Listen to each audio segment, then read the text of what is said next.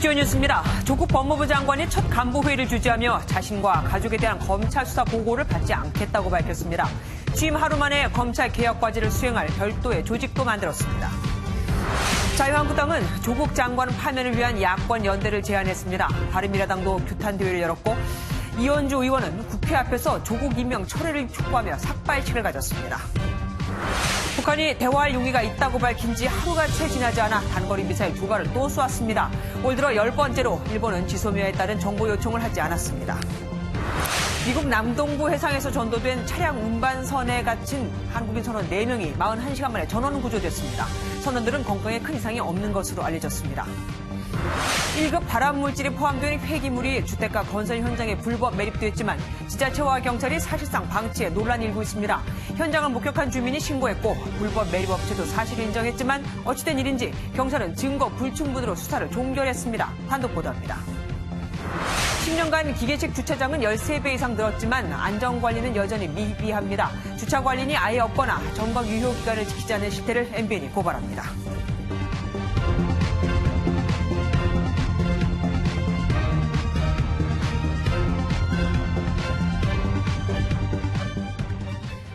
아이러니하게도 조국 법무부 장관의 첫 국무회의 데뷔 미단은 한국과학기술연구원 키스트였습니다. 하필이면 문재인 대통령이 올해 2번째 외부에서 여는 국무회의 장소가 키스트였던 건데 여기는 조 장관의 딸 인턴십 증명서가 허위, 부정 발급됐다는 의혹을 받는 곳이죠. 청와대의 정무 감각이 떨어져도 너무 떨어진다는 반응도 나왔습니다. 황지영 기자입니다. 한국과학기술원 키스트에서 열린 국무회의. 새로 임명된 장관급 인사 7명이 모두 참석했지만 가장 주목받은 사람은 역시 조국 법무부 장관이었습니다. 어색한 표정의 조 장관이 회의장에 나타나자 박영선 중소기업 벤처부 장관이 반갑게 악수를 건네고 정의용 안보실장 등 청와대 참석자들도 따뜻한 인사말로 환영했습니다. 조 장관도 연신 고개를 숙이며 감사함을 표시합니다. 회의에 앞서 열린 차담회에 조 장관은 불참했는데 본인 임명을 둘러싼 논란을 의식한 듯 문 대통령과 함께 있는 모습을 보이지 않기 위한 것으로 풀이됩니다. 문 대통령은 일본과의 경제전쟁에서 성과가 나타나고 있다며 기술 자립을 통한 국산화의 중요성을 거듭 강조했습니다. 반도체 분야에서 소재의 국산화가 가시화되고 있고 특정 국가 의존도가 높은 25개 핵심 품목의 기술 개발에 착수했습니다. 공교롭게 국무회의가 열린 키스트는 조 장관 딸의 인턴십 허위 증명서 논란이 있었던 곳이라 세심함이 부족했다는 지적이 일었습니다. 이에 대해 청와대는 현장 방문을 겸해 오래전 잡힌 일정이었다고 설명했습니다. MBN 뉴스 황지연입니다. 조국 법무부 장관이 법무부로 출근하며 시작한 첫 업무는 검찰 개혁을 맡을 별도의 조직을 꾸리는 일이었습니다. 검사지만 자신의 검찰 개혁 임무를 맡길 측근을 검찰에서 데리고 오고 검찰 근무 경력이 없는 변호사 출신을 인권국장 단장에 앉혔습니다. 이건열 기자입니다. 조국 법무부 장관이 어제 취임식 직후 간부회의를 연 것으로 확인됐습니다. 조 장관은 자신과 가족에 대한 수사와 관련해 검찰로부터 보고를 받지도 않고 검찰을 지휘하지도 않겠다고 밝혔습니다.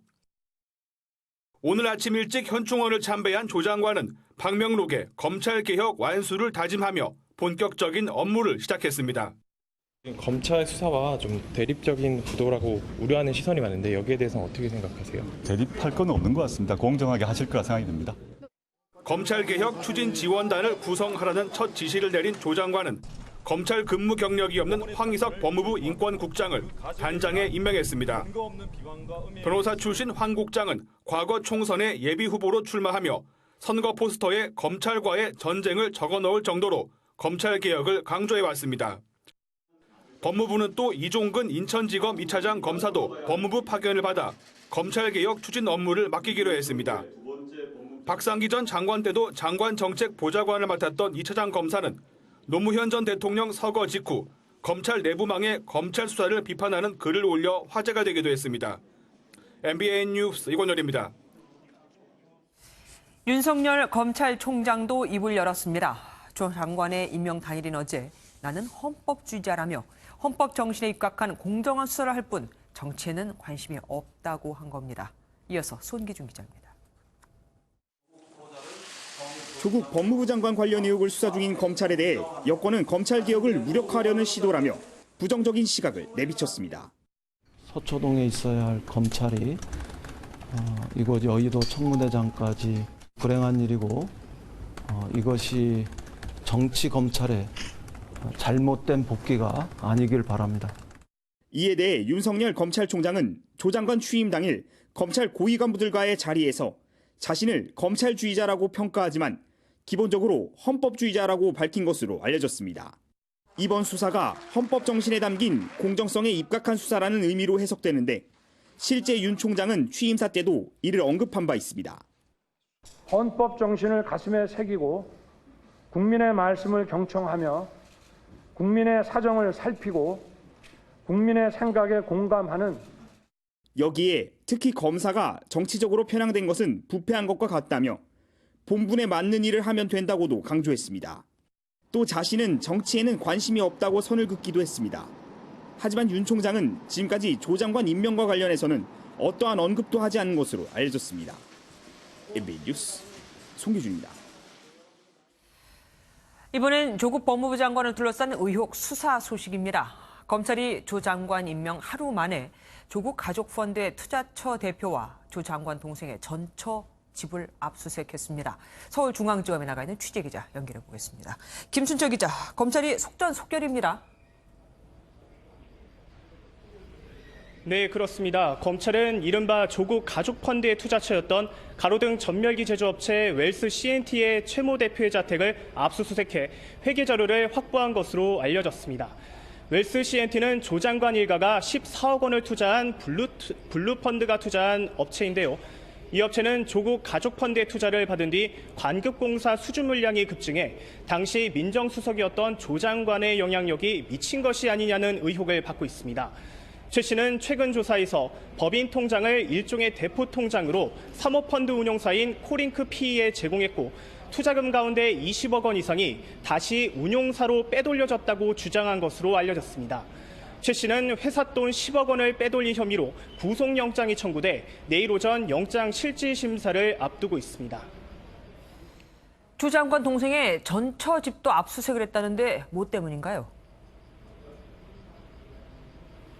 네, 검찰은 조 장관 동생의 전처 조모 씨의 부산 해운대구 자택도 압수수색해 자료 확보에 나섰습니다.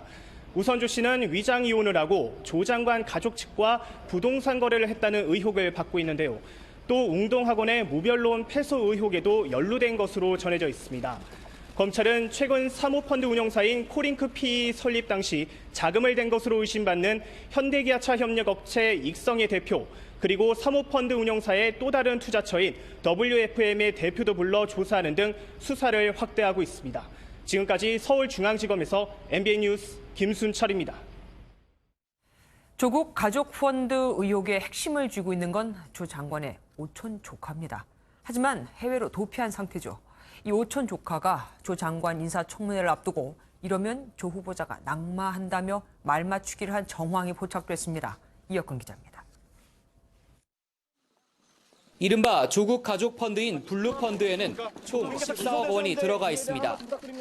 조 장관의 부인 정경심 교수가 10억 5천만 원, 처남 정모 씨가 3억 5천만 원을 투자한 상태입니다. 펀드를 운영한 건 코링크 PE라는 회사로 형식적인 대표는 이모 씨가 맡고 있지만 실소유주는 조 장관의 오촌 조카로 추정되고 있습니다. 결국 오촌이 운영하는 펀드에 부인과 처남이 돈을 쏟아부은 것 아니냐는 게 의혹의 핵심입니다. 문제는 핵심 인물인 오촌 조카 조모 씨가 지난달 중순 해외로 몸을 피했다는 겁니다. 조 씨는 필리핀에 머물며 검찰과 수차례 연락을 주고받았지만 얼마 전 필리핀을 떠난 뒤에는 아예 연락을 끊은 것으로 전해졌습니다. 상황이 이렇다 보니 펀드 운용사 대표 이 씨가 영장심사에서 자신이 바지 사장이라고 주장할 것이란 전망도 나옵니다. 한편 해외 도피 중이던 조 씨는 조국 펀드 투자사인 가로등 전멸기 제조업체 웰스 CNT 대표 최모 씨와 입을 맞추려 전화까지 한 것으로 전해졌습니다. 조 씨는 최 대표에게 상황이 이렇게 돌아가면 조 후보자가 낙마해야 하는 상황이라며 웰스 CNT에 들어온 자금 흐름을 사실과 다르게 말해달라고 부탁한 것으로 알려졌습니다. 검찰은 펀드 의혹의 핵심 연결고리인 오촌 조카 조 씨의 행방을 파악하는 데 수사력을 모으고 있습니다. MBN 뉴스 이혁근입니다. 더불어민주당은 조국 법무부 장관이 임명됐으니 이제는 민생과 안보에 집중한다는 방침입니다. 얼른 조국 국면에서 벗어나고 싶어서일 텐데 검찰을 향해서는 엄정한 수사를 하되 정치를 해서는 안 된다며 우회적으로 경고했습니다. 김도영 기자입니다. 조국 법무부 장관 취임 이후 더불어민주당은 곧바로 추석 민생 행보에 나섰습니다. 소상공인의 자생력 강화를 위한 대책을 정부와 논의했고 소상공인의 대응 역량을 강화하고 기존 정책 가운데 부족한 부분을 보완해 나가기로 합동참모본부를 찾은 이해찬 대표는 한일 군사정보보호협정 지소미아 종료 이후 군의 안보 태세를 점검했습니다. 지소미아 종료 결정에도 한미동맹은 굳건히 잘 유지되고 있습니다. 미국 반응도 많이 좋아지고 있습니다. 한 달여를 끌었던 조국 정국에서 벗어나 민생과 안보 행보를 통해 야당과 차별화를 꾀하고 여론의 후폭풍을 차단하려는 전략으로 풀이됩니다. 검찰의 정치적 중립성을 강조해온 만큼 검찰을 향한 경고도 나왔습니다. 30여 건이 넘는 피의 사실이 유포된 흔적에 대해 검찰이 한 번은 제대로 대답해야 한다고 생각합니다. 검찰은 어떠한 경우에도 정치를 해서는 안 된다는 국민의 명령을 명심하기 바랍니다. 또 자유한국당을 향해선 정쟁만 일삼으면 집권의 길은 점점 멀어질 것이라며 일하는 국회로 돌아오라고 지적했습니다. MBN 뉴스 김도형입니다. 조국 법무부 장관의 임명 철회를 요구하는 범야권의 공조가 속도를 내고 있습니다. 이현주 무소속 의원은 국회 앞에서 문재인 정부에 대한 투쟁 결의를 다지는 삭발식까지 단행했습니다. 권영범 기자입니다. 자유한국당 의원들이 조국 임명 정권 종말이라는 문구가 적힌 손팻말을 들고 구호를 외칩니다. 조국은 사퇴하라! 자유한국당은 조국 법무부 장관 임명 강행에 반발해 서울 신촌과 왕십리, 강남, 광화문에서 잇따라 장외 집회를 열었습니다. 피의자 조국 당장 파면시켜야 되지 않겠습니까, 여러분? 반조국 연대를 국회 내에서 반드시 만들어서 국정조사, 해임건의안, 그리고 특검 반드시 관철하도록 하겠습니다. 바른미래당은 청와대로 향했습니다. 보수통합 역할론으로 주목받는 유승민 바른미래당 의원은 국민의 정신까지 파괴하고 있는 정권이라고 비난했습니다. 이런 국정농단 사태가 발생하는데 헌법이 정한 문재인 정권, 문재인 대통령에 대한 저항권을 가지고 투쟁에 나서야 합니다. 국회 앞 삭발식도 열렸습니다. 이현주 무소속 의원은 조국 법무부 장관 임명을 민주주의 타살로 규정하며 머리를 잘랐습니다. 온갖 추악한 범죄와 비윤리에 둘러싸여 있는 자가 개혁의 적임자라니 국민을 개돼지로 여기는 것이 아니면 이렇게 할 수가 없습니다. 조국 법무부 장관 임명을 놓고 모처럼 똘똘 뭉친 범야권의 공세가 추석 민심으로까지 이어질 수 있을지 주목됩니다. MBN 뉴스 권용범입니다. 황교안 자유한국당 대표가 반조국을 기치로 연대를 제안하면서 손학규 바른미래당 대표와 정동연 민주평화당 대표를 잇따라 만났습니다. 특히 유승민 바른미래당 의원이 여기에 동참할 의사를 드러내면서 반조국 연대에 대한 관심이 커지고 있습니다. 전정인 기자입니다. 황교안 자유한국당 대표가 긴급 기자회견을 열고 조국 파면을 위한 국민연대를 제안했습니다. 조국 파면과 자유민주 회복을 위한 국민연대가 이 나라의 폭정을 막는 마지막 힘이 되어야 합니다. 기자회견을 마친 황 대표는 곧바로 예고에 없던 손학규 바른미래당 대표와 정동영 민주평화당 대표를 잇따라 만나 조 장관 파면에 대한 협력을 요청했습니다. 이에 손 대표는 논의해보겠다며 즉답을 피했고 정 대표는 해임 건의안 공조는 어렵지만 국정조사는 논의할 수 있다는 입장을 밝힌 것으로 전해졌습니다. 문재인 대통령을 규탄하며 청와대 항의 방문에 나선 유승민 바른미래당 의원은 황 대표 제안에 동참 의사를 내비쳤습니다. 그쪽하고 특별한 교감은 없었고요. 임명을 처리하고 이걸 원점으로 돌리는 그 일에는 시민들 또 정당들 누구라도 협조할 수 있다고 생각합니다. 나경원 한국당 원내대표와 오신환 바른미래당 원내대표 역시 별도 만남을 갖고 해임 건의안과 국정조사 공조의 뜻을 같이 했습니다. 야권에서 조국 퇴진을 고리로 반조국 연대 움직임을 보이면서 이를 바탕으로 보수 대통합 논의에도 탄력이 붙을지 주목됩니다. MBN 뉴스 전정인입니다. 자유한국당과 바른미래당은 특검과 국정조사 그리고 조국 법무부 장관에 대한 해임 건의안까지 추진하고 있지만 사실 따져보면 그 어느 것 하나 쉬운 게 없습니다. 특검은 여야 합의가 필수고 국정조사나 해임 건의 역시 과반 찬성이 필요한데 두 당만으로는 표가 부족하거든요. 조창훈 기자입니다. 손학규 바른미래당 대표와 만난 황교안 자유한국당 대표는 곧바로 정동영 민주평화당 대표실을 찾았습니다.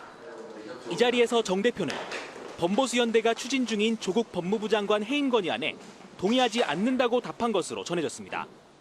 조국 후보자 임명 강행은 잘못된 것입니다.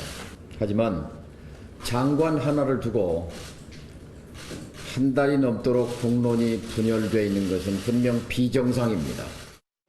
유성엽 대한정치연대 대표 역시 법적 강제성이 없어 실효성이 없다고 선을 그었습니다. 실제로 두 당이 조 장관의 해임 건의안을 함께 발의하더라도 본회의에서 통과시키려면 과반인 149명의 동의가 필요합니다. 한국당과 바른미래당의 의석수 134석에 우리공화당 2석과 이현주 의원 등 보수 성향 무소속 의원을 다 합쳐도 140명에 불과합니다. 이 때문에 대한정치연대 또는 민평당까지 끌어들여야 하는데 두 곳 모두 거부 의사를 밝힌 겁니다. 여기에 바른미래당 소속 호남계 의원들마저 부정적 입장인 것으로 알려지면서 해임 건의안이 사실상 물 건너간 게 아니냐는 분석까지 나옵니다. 한국당과 바른미래당은 범야권연대를 위해 물밑 접촉을 이어간다는 방침이지만 해임 건의안은 물론 특검이나 국정조사 역시 쉽지 않아 투쟁 방식을 놓고 고심이 깊어지고 있습니다. MBN 뉴스 조창훈입니다. 조국 인사청문회 전국에서 공세를 이어갔던 자유한국당. 이제는 본인들이 긴장하고 있습니다. 패스트트랙 수사가 검찰로 넘어갔으니 검찰의 칼끝이 한국당을 향할 수도 있다는 우려가 나오고 있는 겁니다. 오태윤 기자입니다. 경찰이 패스트트랙 관련 고소고발 18건을 검찰에 송치하기로 하면서 이제 관심은 검찰의 칼끝으로 향하고 있습니다. 특히 고소고발된 109명 가운데 59명이 수사 대상에 오른 자유한국당 의원들에게는 큰 압박이 되고 있습니다. 민주당과 정의당 소속 의원 30여 명이 이미 경찰에 출석해 조사를 받은 것도 부담입니다. 버티기로 일관했던 나경원 한국당 원내대표는 이례적으로 검찰과 여당을 향해 작심 발언을 쏟아냈습니다. 문희상 의장 등 관계자 먼저 소환 조사하십시오. 불법 사보임에 대한 조사가 마쳐지면 제가 직접 조사받겠습니다. 사태 원인에 대한 조사가 먼저라는 건데 검찰 역시 이 부분을 들여다보고 있는 것으로 전해지고 있습니다. 이와 관련 홍준표 전 한국당 대표는 검찰의 노림수가 조국 하나를 미끼로 야당 의원 수십 명을 보내버리겠다는 것이라며 지도부의 책임 있는 자세를 촉구하기도 했습니다.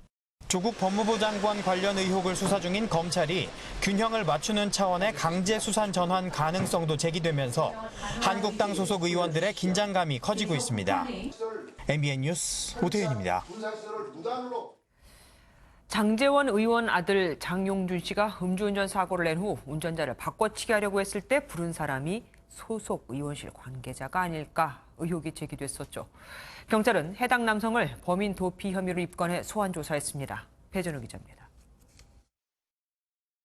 음주운전 사고를 낸 후 운전자 바꿔치기를 시도한 의혹을 받는 장제원 자유한국당 의원의 아들 장용준 씨.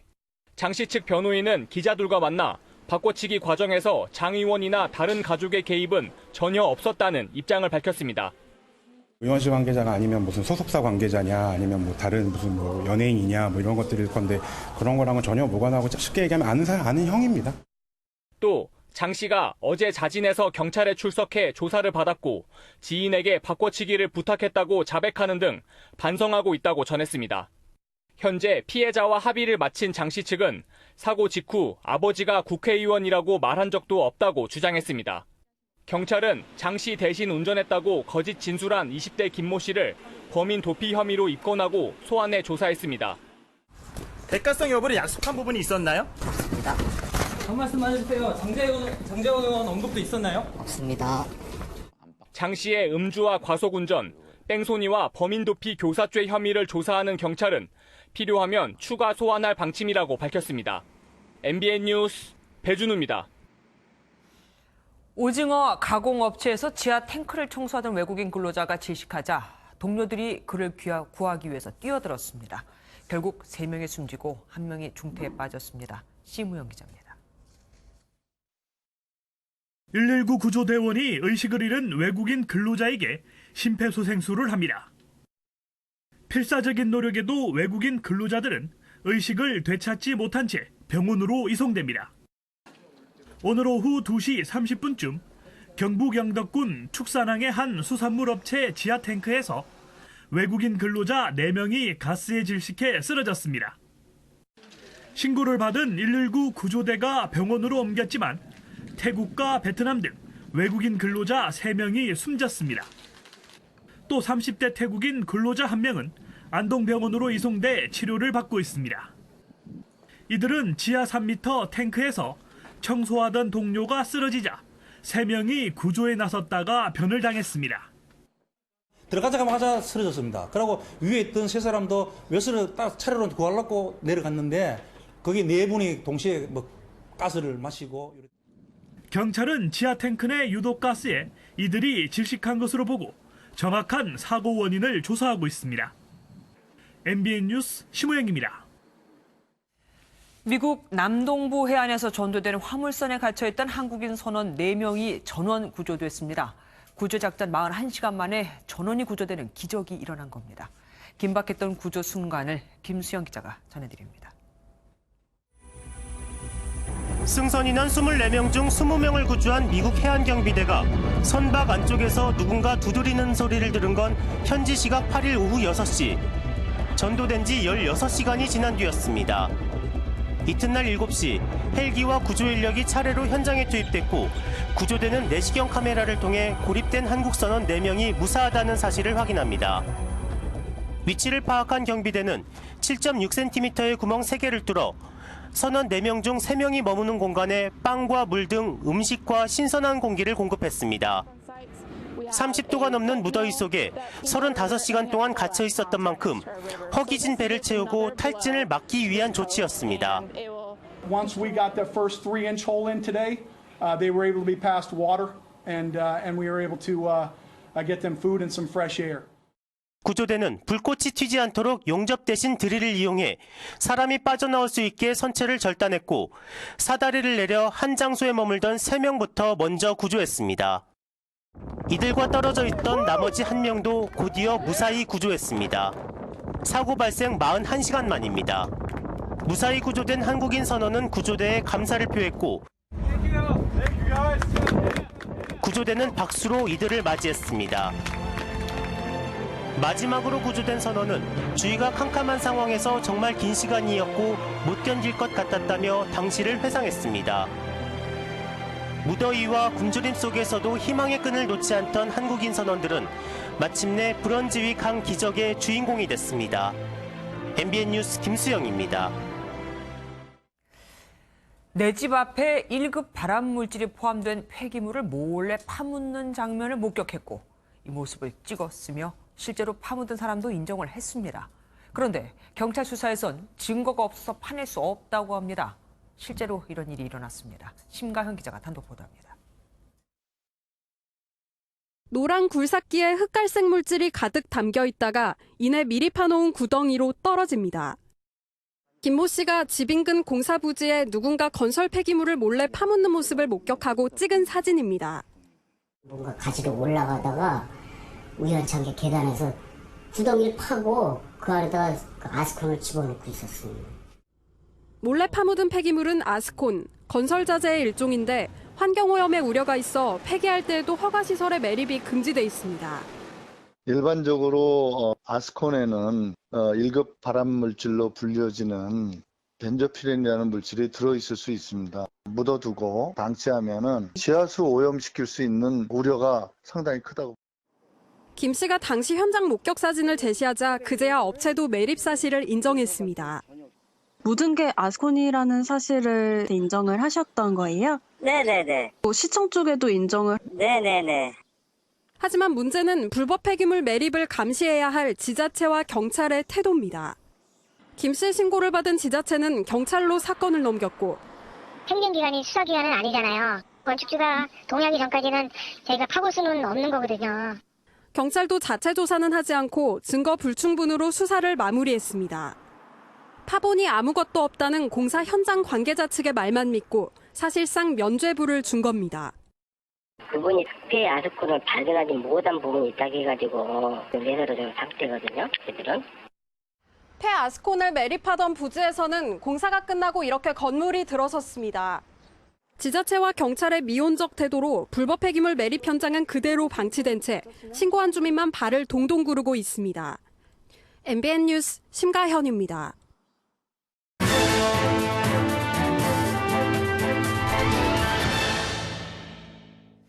건물에 있는 기계식 주차장, 안전하다고 믿고 싶지만 이쪽에서 사고가 너무 자주 발생하죠. 주차 관리자를 두는 것보다 안 두고 벌금을 내는 게 훨씬 더 싸거든요. MBN 안전기획, 여러분 동네는 안녕하십니까? 오늘은 연평균 5명이나 숨지는 기계식 주차장의 안전관리 실태를 점검해봤습니다. 전남주 기자입니다. 소방관들이 들것으로 사람을 들어올립니다. 서울의 한 기계식 주차장에서 한 남성이 6m 아래로 추락해 숨진 겁니다. 이처럼 기계식 주차장 사고는 2014년 이후 올해 상반기까지 5년여간 67건이 발생했는데 연평균 5명이 사망했습니다. 현장 안전 실태는 어떨까? 실내가 어두워서 내부에 리프트가 있는지조차 분간이 힘든 곳이 있는가 하면 발이 빠질 정도로 철판 사이가 넓은 곳도 있습니다. 서울의 한 기계식 주차장입니다. 비상시 연락을 취하는 연락망의 경우 관리인의 이름이나 연락처가 없습니다. 또 2년 주기로 받아야 하는 정기 검사의 경우 유효기간이 5달 가까이 지난 것을 확인할 수 있습니다. 지난 2016년 기계식 주차장에서 차량이 8m 아래로 추락해 운전자가 사망했던 건물은 아직도 주차장 관리인을 두고 있지 않았습니다. 네, 평가죠. 6대요. 건물 여기 주차 층당 한 대씩 말이에요. 주차 가능 대수가 20대 미만이면 주차 관리자를 두지 않아도 문제가 되지 않는 법의 사각지대이기 때문입니다. 20대가 넘어가는 주차장에 대해서는 기계식 주차장 관리인을 의무적으로 선임하게 돼 있어요. 관리인이 그거를 안내를 해줘야 되는데 준비가 되지 않은 상황에서 보통 추락사라든가 이런 게 발생이 됩니다. 때문에 운전자 입장에선 가급적 주차 관리인이 있는 곳을 이용하고 20년 이상 노후화된 곳의 이용을 자제하는 게 필요합니다. MBN 뉴스 전남주입니다. 자취하는 대학생들이 생활비의 절반 이상을 주거비로 쓴다며 대책 마련을 촉구했습니다. 취재진이 이 자취생들의 집을 찾아가 봤습니다. 임성재 기자입니다. 대학교 3학년 고모 씨는 1년 6개월째 7제곱미터 대략 2평짜리 고시원 방에서 살고 있습니다. 월세 26만 원으로 주변에 비해선 그나마 싼 방이지만 한 달 생활비까지 고려하면 부담스럽기만 합니다. 한 2년 전까지는 월세 40만 원짜리 방에 살았었는데 좀 감당이 안 되는 것 같아가지고 그래서 보증금 없이 싼 방을 찾다 보니까 방 안에 화장실이 없는 것은 물론 냉장고와 세탁기도 공용으로 사용합니다. 16명이 한 층에 살지만 화장실뿐 아니라 샤워실마저 하나밖에 없는 상황입니다. 고 씨처럼 대학가에서 자취 중인 학생 5명 중 1명은 1인당 14제곱미터로 규정된 최저 주거 기준에 못 미치는 장소에서 살고 있는 상황. 생활비의 절반 이상이 주거비로 나가는 이들에게 소득의 20%만 주거비로 써야 한다는 OECD의 권고 기준은 다른 세상 얘기입니다. 결국 주거빈곤에 놓인 대학생들이 거리로 나섰습니다. 자취생도 사람이다. 최저 주거 기준 보장하라. 이들은 자취생들의 주거권을 보장하라며 국토부 장관과 서울시장 등에 면담을 요청했습니다. 임대료 상한제, 최저 주거 기준 보장, 공공주택 확대, 이것이 자취생의 요구다. 인간답고 안정적인 주거권을 누릴 수 있도록 사회적 역할. 학생들은 다음 달 서울 광화문 광장에서 주거빈곤 해결을 위한 총궐기 대회도 열 예정입니다. MBN 뉴스 임성재입니다. 우리나라는 7년 뒤, 그러니까 2026년쯤 되면 5명 중 1명이 65세가 넘는 초고령 사회가 됩니다. 독일은 이미 2010년부터 이를 경험했죠. MBN 연속기획 은퇴는 없다. 오늘은 은퇴 후 교육을 받아 또다시 인생 2막을 준비하는 독일로 가봤습니다. 박상호 기자입니다. 백발의 노인들이 대학생과 머리를 맞대고 있습니다. 환갑이 돼서야 컴퓨터를 시작했지만 이제는 프로그램을 개발할 정도의 실력을 갖췄습니다. Diese Karten, die man ausfüllt, die werden digitalisiert und auf die Webseite in unserem Blog gepostet. 당마 흐셔 씨는 은퇴 후 SNS 강사가 됐습니다. Unsere Welt wird immer digitaler und das wird immer schneller. Und wenn wir ältere Menschen 65 plus nicht mitnehmen, sind sie abgehängt. 독일의 대학에선 노인 재교육의 문호가 활짝 열려 있습니다. Die Teilnehmerinnen und Teilnehmer der Hamburger Volkshochschule sind ungefähr zwischen 50 und 70 Jahren durchschnittlich. Wir richten uns sehr danach, was die Menschen möchten. 활발한 재교육 덕에 은퇴 후에도 경제활동을 하는 노인은 지난해 145만 명으로 역대 최고치를 기록했습니다. 지난 1월부터 시행된 참여기회법은 기업체에도 재교육을 통한 채용을 장려하고 있습니다. Es fördert Männer und Frauen, die länger als 6 Jahre Kunden des Jobcenters sind, mit 100% Lohnkostenzuschuss in den ersten 2 Jahren. 독일은 학교 밖에서도 이어지는 열린 교육을 바탕으로 은퇴 전인 55세부터 인생 2막을 준비하는 시기로 봅니다. 베이비붐 세대의 대규모 퇴직을 앞둔 우리에게 많은 교훈을 던져줍니다. 베를린에서 MBN 뉴스 박상호입니다.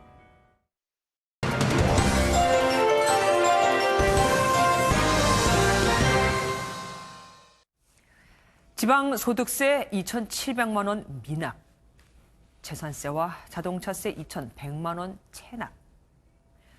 누구 얘기일까요? 세금 안 내고 버틴 뻔뻔한 공무원들 얘기입니다. 경기도가 세금을 체납한 경기 지역 공무원들을 조사했더니 102명이 2억 5천만 원에 달하는 지방소득세, 주민세, 재산세, 취득세, 심지어 자동차세, 주정차 위반, 과태료까지 안 내고 버티고 있었습니다. 경기도에서만 이 정도, 만약 전국 공무원을 다 조사한다면 얼마나 심각할까요? 공무원들의 상습 체납이 이 정도니 지난해 고액 상습 체납자만 4,826명, 징수한 세금만 역대 최고 규모인 2,500억 원에 달했겠죠. 고위공직자와 그 가족도 예외는 아니었습니다. 윤석열 검찰총장 부인은 세금 체납으로 3차례 집이 압류됐었고 조국 법무장관 부인은 인사청문 요청안 제출 직전에 체납세금 589만 원을 냈습니다. 또 이종옥 여가부 장관은 장관에 임명되자 4년간 밀린 세금 287만 원을 그때서야 납부했습니다. 납세의 의무는 국민이 권리를 누리는 대신 져야 하는 헌법상의 의무입니다.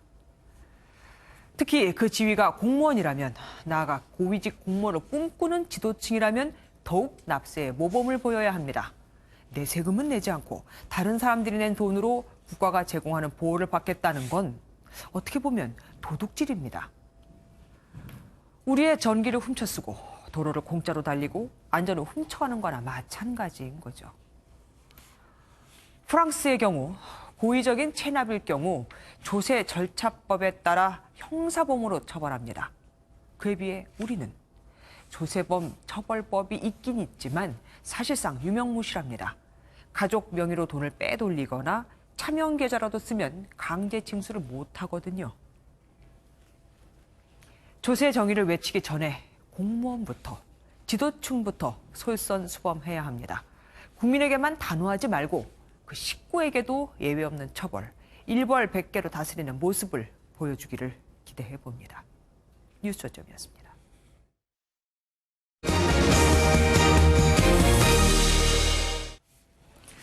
북한이 지난달 초대형 방사포에 이어 17일 만에 또 사정거리 330km에 달하는 발사체를 쐈습니다. 일본이 지난번과 달리 발사체 정보를 요청하지 않아 한일 군사정보보호협정 지소미아는 가동되질 않았습니다. 김건희 기자입니다.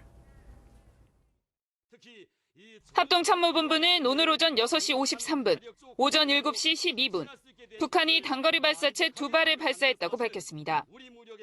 평안남도 개천 일대에서 동쪽으로 330km를 비행했는데 비행 고도와 속도는 아직 분석 중입니다.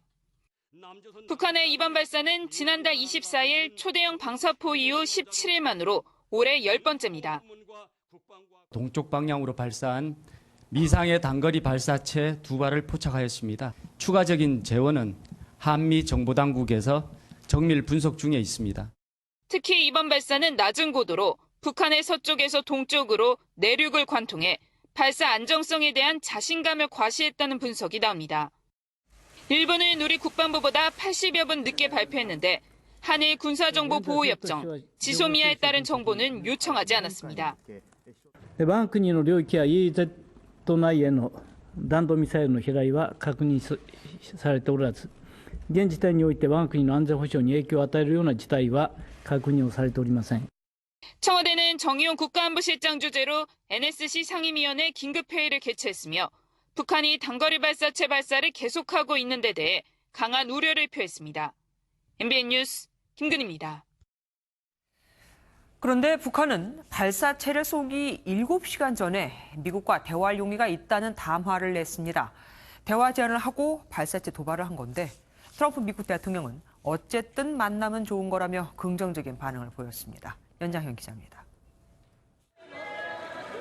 지난달 말 북미 대화에 대한 기대감이 사라지고 있다며 미국을 비난했던 최선희 북한 외무성 제1부상이 갑자기 미국에 대화를 제안했습니다.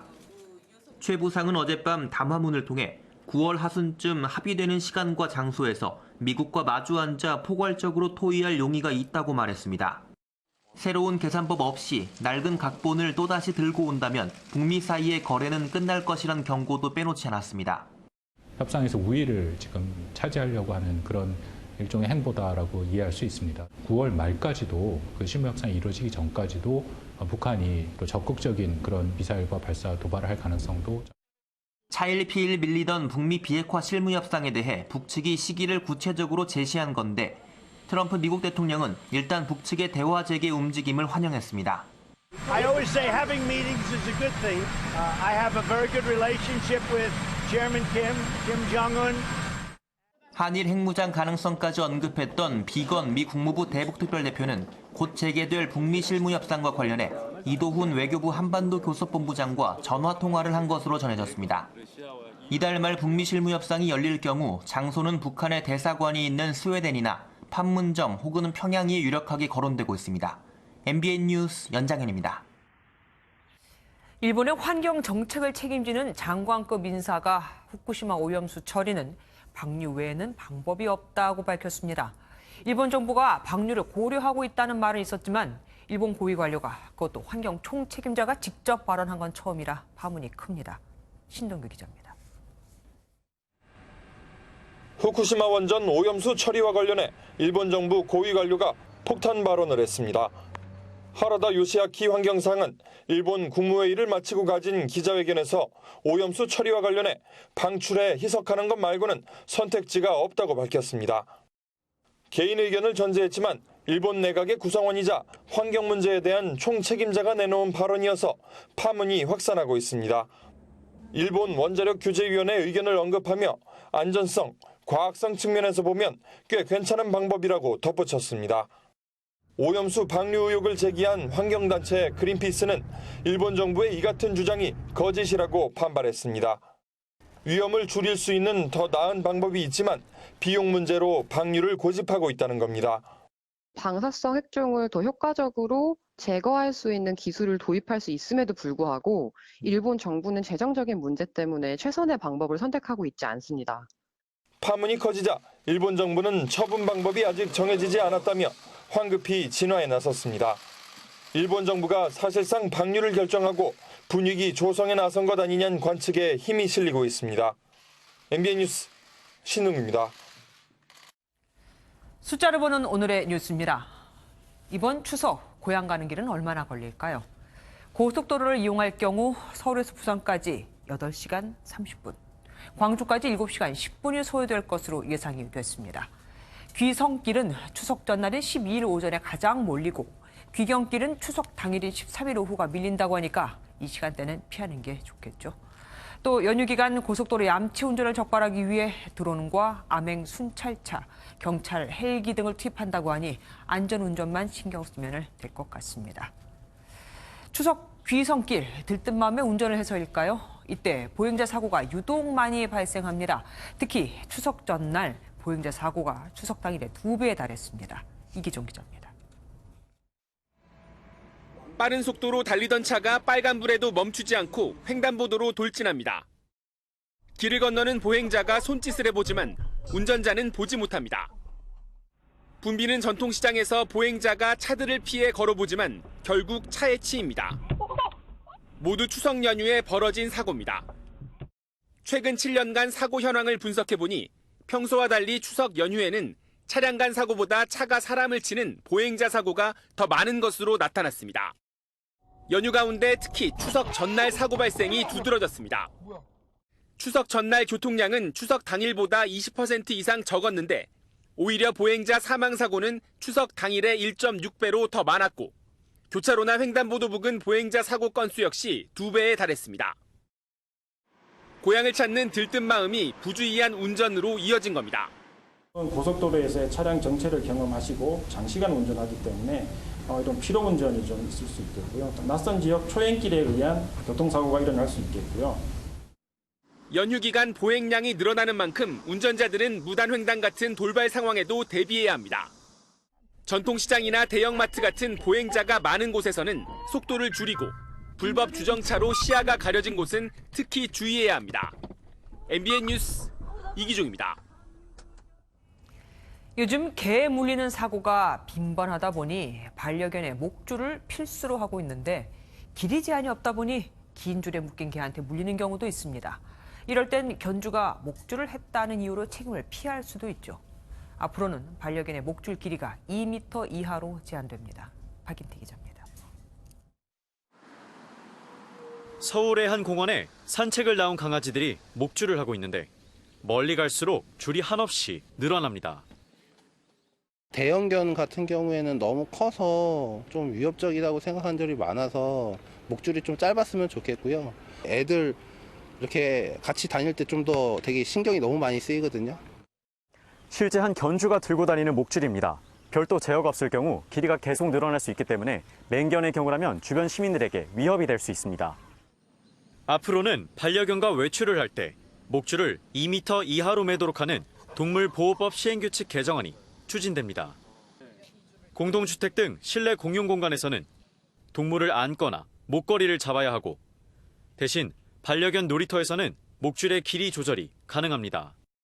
강아지가 답답해 할 수 있다고 생각은 하는데 산책 다닐 때 움찔하시는 분 좋아하는 사람만 있는 건 아니니까. 문제는 단속입니다. 동물 복지 업무 담당 인력이 지자체 평균 1명이 채 안 되고 담당자가 아예 없는 지자체도 19곳에 달합니다. 작년에 수백 명 필요하다고 저희가 자료를 냈어요. 최종적으로 반영된 거는 30명 안쪽 지자체에서도 인력 수요를 행업을 냈는데 이제 동물보호 쪽엔 그 업무를 안 낸 거죠. 다른 업무를 낸 거죠. 개정안은 법제처 심사를 거쳐 내년 하반기쯤 시행될 예정입니다. MBN 뉴스 박인태입니다. 수백 년 동안 외국 창고 같은 곳에 묵혀있던 우리 문화재의 귀환 소식 종종 접하곤 하죠. 이렇게 고향에 돌아온 미술품들은 특별한 보존 처리를 거쳐야 아름다운 옛 모습을 찾을 수 있습니다. 조희로 기자가 그 과정을 취재했습니다. 조심조심 작품을 분리하고 건식, 습식 클리닝 단계를 거쳐 먼지를 털어내고 오염된 곳을 지웁니다. X선 형광 분석기를 통해 당시에 사용한 안료를 파악하고 악효를 덧발라 손상된 부분을 메웁니다. 수백 년 전 해외로 반출됐던 우리 문화재가 국내로 돌아와 우리의 손길로 옛 모습을 찾는 과정입니다. 사람으로 치면 노화가 된 거죠. 현재 유물의 상태, 이걸 잘 유지할 수 있도록. 지금까지 몰랐던 원재료가 보존 처리 과정에서 새롭게 밝혀진 작품도 있고 일본식 장황으로 잘못 복원됐던 걸 본래 우리나라 전통 방식으로 바꾼 작품도 있습니다. 그 화풍이나 이제 화면의 구성 같은 것들을 통해서 원래 조선 유물이라는 것을 확인할 수 있었고, 우리 장인의 손길을 통해 수백 년 전 옛 모습을 되찾은 작품들은 다음 달까지 일반에 공개됩니다. MBN 뉴스 조희로입니다. 요즘 자동차 업계의 화두는 단연 SUV입니다. 특히 레저 활동을 하는 사람이 늘면서 대형 SUV들이 인기를 끌고 있는데 이에 발맞춰 자동차 업계들도 신차 출시 경쟁에 돌입했습니다. 신용식 기자입니다. 박연진 씨의 SUV 차량 트렁크는 온갖 캠핑용품이 가득합니다. 텐트 없이 차량 내부에서 잠을 자는 일명 차박 캠핑에 빠져 언제라도 여행을 떠날 준비를 해둔 것입니다. 뒷자리와 트렁크를 연결해서 넓은 공간을 활용을 할 수 있기 때문에 차박이나 여유롭게 공간을 활용할 수 있어서 좋아요. 52시간 근무제 영향으로 다양한 레저 활동을 즐기는 인구가 늘면서 여유 공간이 많은 대형 SUV 차량의 수요 역시 높아지는 추세입니다. 지난해 같은 기간과 비교했을 때 국내에서 판매된 대형 SUV 차량은 1.5배가 넘게 증가했습니다. 이에 따라 완성차 업계들 역시 SUV 신차를 출시하며 고객 눈돌리기에 나섰습니다. 기아차는 대형 SUV인 모하비의 상품성을 개량한 더 마스터를 출시했습니다. 기존보다 주행 능력을 강화해 사전 계약만 7,000대를 기록했습니다. 오프로드 성능을 위주로 굉장히 좀 저희가 튜닝을 많이 했고, 강력한 엔진을 가지고 프레임 바디를 베이스로 해서 주행 능력을 강화된 그런 차로 보시면 되겠습니다. 한국 GM 역시 크기가 강점인 트레버스를 출시하며 작년 안에 크기로 돌풍을 일으켰던 현대 팰리세이드와 정면 경쟁에 돌입했습니다. 벤츠 뉴 GLE, BMW 뉴 X7 등 해외 브랜드들도 대형 SUV를 잇따라 선보이며 소비자의 선택을 기다리고 있습니다. SUV 차량 시장의 경쟁은 당분간 더 치열해질 것으로 보입니다. MBN 뉴스 신용식입니다. 어제 대전에서 공무원들을 태운 통근버스가 승용차 석 대를 잇따라 들이받았습니다. 통근버스가 신호를 위반한 거였습니다. 김영현 기자입니다. 심하게 찌그러진 승용차들이 견인되고 있습니다. 반대 방향에 멈춰선 버스도 앞부분이 부서졌습니다. 대전의 한 도로를 달리던 통근버스가 좌회전하던 승용차 세대를 잇따라 들이받았습니다. 내리막길이라 멈추기가 힘들죠. 아무래도 늦게 신호를 본 것 같아요. 사고 충격으로 승용차에 타고 있던 4명이 다쳐 병원에서 치료를 받고 있습니다. 피해 차량입니다. 이렇게 차체가 종이장처럼 찌그러져 사고 당시의 충격을 고스란히 보여주고 있습니다. 통근버스에는 근무를 마치고 충남 홍성에서 대전으로 가던 충남도청 공무원 10명이 타고 있었습니다. 경찰 조사 결과 통근버스 기사가 신호를 무시하고 달리면서 사고가 발생한 것으로 확인됐습니다. 신호 위반이에요. 신호가 바뀌면 쓸까 말까를 하는데 못 쓴 것 같아요. 경찰은 목격자와 차량 블랙박스 등을 토대로 정확한 사고 경위를 조사하고 있습니다. MBN 뉴스 김영현입니다. 여자 대표팀 감독직에서 사퇴한 최인철 감독의 폭행 전력에 대해 축구협회가 선임 전 이미 인지했던 것으로 드러났습니다. 부실 검증에 대해 사과한 축구협회는 추후 검증 시스템을 개선하겠다고 밝혔습니다. 강효우 기자가 보도합니다. 국가대표 감독직 선임 전부터 축구협회는 강성으로 소문난 최인철 전 감독의 지도 방식을 우려했습니다. 최인철 감독의 강성 이미지 때문에 현대 제철을 제외한 선수들이 대표팀에 오는 것이 조금 편안하지 않을 수 있다는 그런. 일부 선수를 통해 평판을 확인한 축구협회는 인터뷰 과정에서 최 전 감독의 과거 폭행 전력을 알게 됐습니다. 어떤 선수에게 발로 머리를 친 적이 있고 선수가 너무 기분 나빠하고 너무 그거 해서 잘못했구나 싶어가지고 반성하고. 하지만 피해 선수와 화해했다는 최 전 감독의 말만 믿은 채 경력과 성과만을 고려해 최 전 감독을 국가대표 감독으로 선임했습니다. 피해 선수에 대한 추가적인 면담 등 깊이 있는 도덕성 검증은 이뤄지지 않았습니다. 부실 검증에 대해 사과한 축구협회는 지도자의 도덕성 검증을 위한 체계적인 시스템을 마련하겠다고 밝혔습니다. 언론에 보도된 레날 페드로스 감독 협상건에 대해선 오보라고 해명한 축구협회는 최 전 감독에 이은 이순희 후보와 협상을 이어간다는 계획입니다. MBN 뉴스 강용우입니다. 추석 연휴를 앞두고 가을 장맛비가 계속되고 있습니다. 정체전선이 중부지방으로 남하하며 오늘 새벽과 오후에 중부에서는 매우 강한 비가 쏟아졌습니다. 밤사이 중부지방에서는 또다시 세찬 빗줄기가 이어지겠는데요. 수도권과 영서, 충청 북부에는 많은 곳은 200mm 이상의 비가 쏟아지면서 누적 강수량이 300mm가 넘을 것으로 보입니다. 피해가 없도록 주의하셔야겠습니다. 중부지방의 비는 내일 오전까지 이어지겠습니다. 충청 남부는 오후, 남부지방은 밤까지 가끔 비가 내리겠습니다. 오늘 오후부터 경기 북부와 서해안을 중심으로 다시 빗줄기가 무척 강해졌는데요. 중부지방은 밤사이 시간당 30에서 50mm 안팎의 집중호우가 우려되면서 호우특보도 계속해서 내려지겠습니다. 내일 중부지방 오전까지 비가 온 뒤 개겠습니다. 서울의 한낮 기온은 29도가 예상됩니다. 남부지방 낮 기온 30도 안팎을 가리키겠습니다.